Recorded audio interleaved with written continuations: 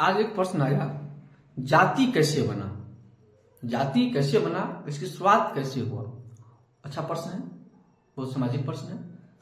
तो जाति की शुरुआत जिस प्रकार के काम कर रहे थे उस प्रकार की उसका जाति बन गया।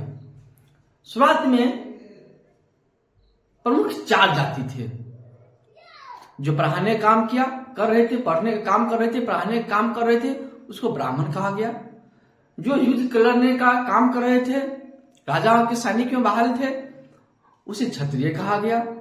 जो व्यापार करते थे, खरीद बिक्री करते थे, उसे वैश्य कहा गया। और जो सेवा काम कर रहे थे उसे क्षुद्र कहा गया। और यह सभी जाति अपने उसके कर्म के आधार पे था।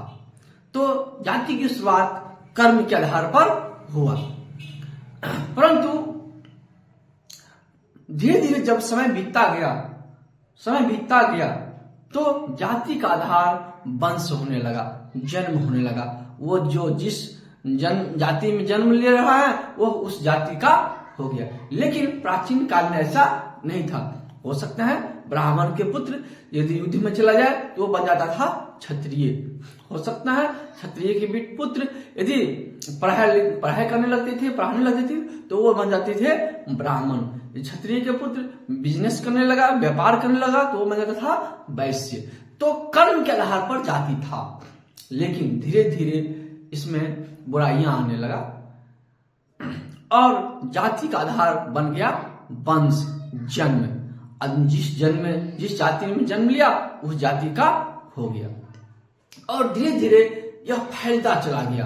पहले मुख्य रूप से 4 जाति ही थे, ब्राह्मण, क्षत्रिय, वैश्य और शूद्र। फिर धीरे धीरे से उसमें से बहुत सारा उपजाति बनने लगे और अभी लगभग करीब 4000 उपजातियां हैं।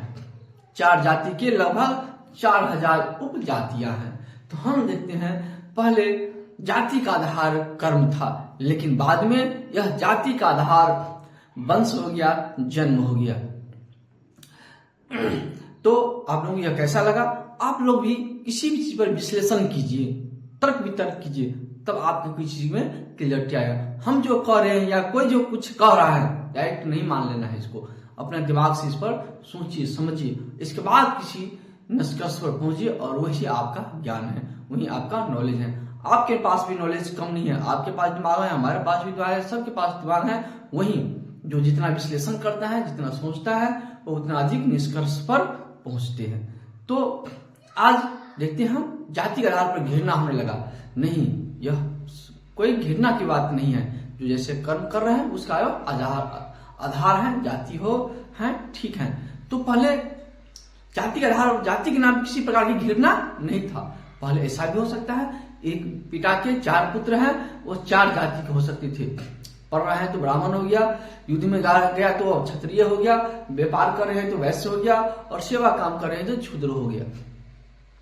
कोई जरूरी नहीं था वो पुत्र, पिता यदि ब्राह्मण है उसके पुत्र भी ब्राह्मण ही होगा। नहीं, वो जो कर्म करता था, जो काम करते थे, उसके आधार पर उसकी जाति हुआ करते थे। और इस तरह से पहले एक दूसरी जाति के बीच में किसी प्रकार का भेदभाव नहीं था, किसी तरह की छुआछूत नहीं था। लेकिन कुछ लोग अपनी दुकान को चलाने के लिए, अपनी आमदनी को बनाए रखने के लिए, अपनी प्रतिष्ठा को बनाए रखने के लिए एक दूसरे में भेदभाव उत्पन्न कर दिया, एक दूसरे में छुआछूत उत्पन्न कर दिया और अपना वर्चस्व बना के रखने के लिए यह जातिवाद को जन्मवाद बना दिया और हमारे समाज में बुराइयां ला दिया। आप लोग भी इस पर सोचिए, समझिए, और अच्छा लगे इसको शेयर भी कीजिए और कमेंट भी कीजिए। धन्यवाद।